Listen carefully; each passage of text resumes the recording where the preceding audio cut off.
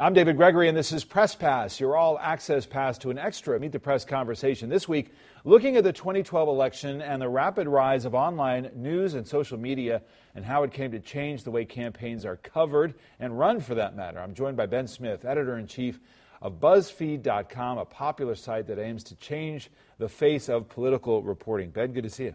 Thanks for having me and on. Obviously, just a hugely impactful figure on Twitter as well. Here we are. We have come through really the first social media election of our time. Absolutely. What did that mean? What I think it meant was that there was a political conversation that used to happen on the bus, in campaign headquarters, in TV studios.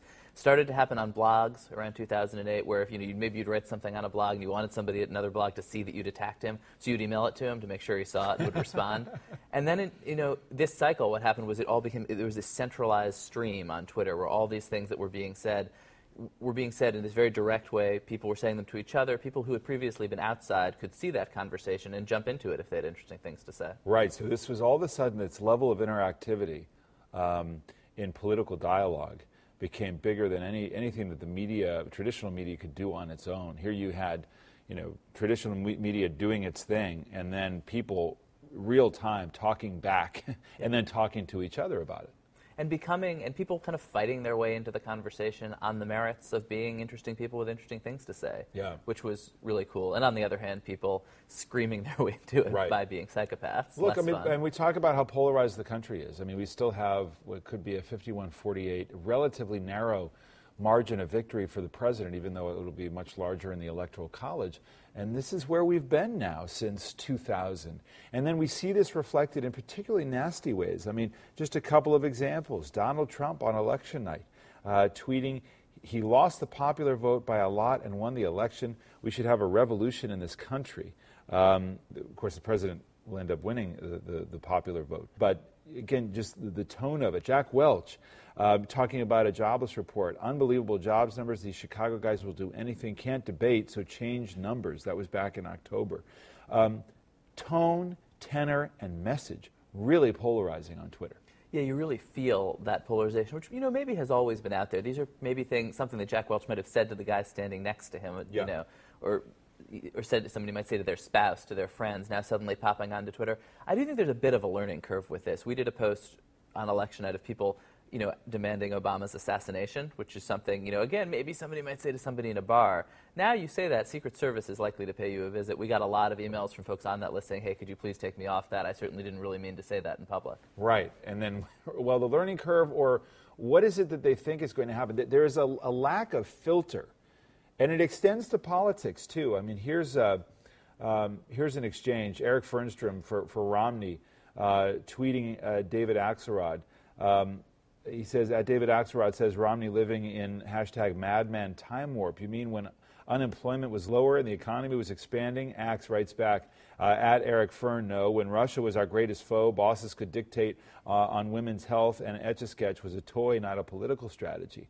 I mean, this is real kind of political warfare all on Twitter. I mean, and for somebody like me, or perhaps you who enjoys this stuff, I mean, I love that. It's fun to see that stuff play out in public in a way where, where we're seeing the same thing that our readers are seeing, and it's a much more kind of fluid kind of engagement. What is the, I guess from different points of view. I mean, there's a journalistic piece to this, there's a political piece, and then there's just a political polarization piece. What does it do to our politics and how how polarized we become as a country when we have this as a backdrop for conversation? Well, one of the really strange things this cycle, I think you can blame it not only on Twitter, on cable news, on the partisan press in certain ways, was that people, it wasn't just that people had their own opinions, they really did develop their own sets of facts, and conservatives in particular widely fell for this theory that the polls were all wrong in maybe a conspiratorial way, maybe it was an error. But it was really interesting on election night to see kind of reality intercede, and all these voices on Twitter had been yelling that the polls were wrong, did not then, demand that the numbers be unskewed. They just basically fell silent because there's nothing you can say. Right. Now, how do the campaigns operate? Again, we saw it here, first social media election. How did these campaigns adapt to that reality? How'd they use it?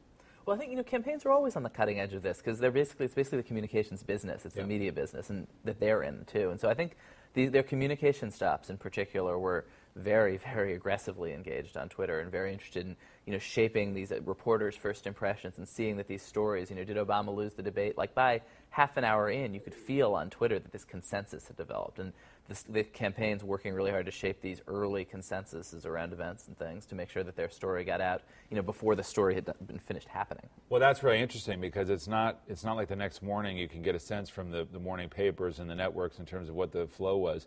You can see it real time. I had, in the course of the debates, the Obama team emailing me saying, hey, I saw your tweet about this.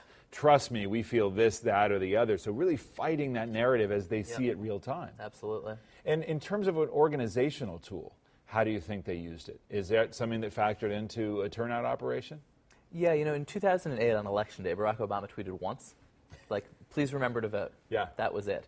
And now they're certainly using it to reach their supporters. Actually, the most retweeted tweet in history, one of my reporter, John Herman, I guess, reported that night, was his tweet of an image that they had won, an image of him hugging Michelle. Yeah. And like hundreds of thousands of his followers and fans, retweeted that. What about the impact on journalism at BuzzFeed? What's the mission of BuzzFeed?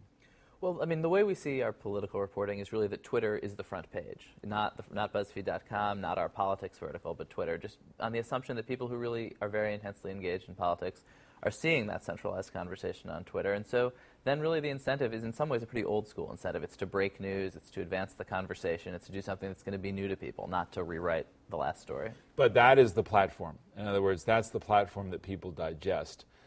Even though in some ways it can be an aggregator, it can still be a place that sends you. So you For got sure. No, we're hoping that people will see our links on Twitter and come read them on the site and find Yeah. other cool stuff. But Right. our assumption is that that's where people are going to go. and that sort of determines their choices. Yeah. But content still has to be. There has to be a lot of content, whether it's on television or Yep. or in print, to support a platform that points you in all kinds of different directions. Oh, for sure. And the cool thing about Twitter, actually, is that, and about social media in general, from a reporter's perspective, you can't really trick people into sharing something. You can trick them into clicking on a misleading headline. You can trick a search engine into giving you the top search result if you do some technical tricks. In terms of sharing, nobody's going to say, hey, this is a great story, read it, unless they actually think that. Hey, this is a scoop. I mean, and so I think the incentive is basically for good journalism. But there is, you talked about before, that the two sides become entrenched ideologically, and what you have now, and it was talk radio, and then it was cable news, and now the advent of social media platforms that are so powerful, you have this connective tissue that binds all, the two sides together against each other. Yeah. Not much of a middle left then, is there? Well, at least there's a connection, right? I mean, there's no way for Sean Hannity to, on his cable show, @reply some opposing host and have them engage each other. On Twitter, there is a middle. There are people, there are libertarians, there are social conservatives who don't fit into these things and talk to both sides. And obviously, it's very polarized. But there's also sometimes reality check, where if somebody says something that is outrageously false, people on the other side can pretty aggressively correct them. And often, people who are partisans don't actually want to be wrong. Not always, but there is some way for that conversation to happen. So where does it go? How does it keep progressing, do you think? I mean, I think that's a great question. I mean, I think, Twitter as a media company is in some ways trying to move toward being more of a broadcast, more of an old school thing, having people visit Twitter and see tag pages. And I don't know. I mean, I think these things can change very, very fast, as we've seen. I would hate to predict what the dominant space for the next election is going to be. What about journalistically? You think about sourcing and some of the lack of reliability that you're seeing, and how quickly incorrect information can proliferate. Yeah, absolutely. You saw that during Sandy. This one Twitter user started spreading lies deliberately. Yeah. And it was somebody who'd been trusted, who people had developed a relationship to and thought, was a source of good information. He was playing these crazy pranks, and they went everywhere. I mean, I think it's a learning curve for everybody. I mean, a lot of it is the traditional journalistic relationship with sources and figuring out when somebody's true and figuring out when they're reliable. And in that weird case where a reliable source of yours goes and deliberately lies, that's a very difficult thing to fix in any medium. BuzzFeed, though, also partnering with the New York Times for some longer form. Talk to me a little bit about that. We did a lot of video around the conventions, really trying to pull online video and these Twitter conversations together. And where do you see that progressing to? I mean, I think there's a lot of opportunities for these traditional companies to, and a lot of them are very aggressively, like you guys, like the Times, kind of leapfrogging into these spaces. I mean, in a weird way, nobody has an advantage. If you started 2 years ago, you started 100 years ago. It's so new right now that, like, anyone can jump in. Ben Smith, thank you so much for your perspective. Thank Appreciate you. it. All right, great.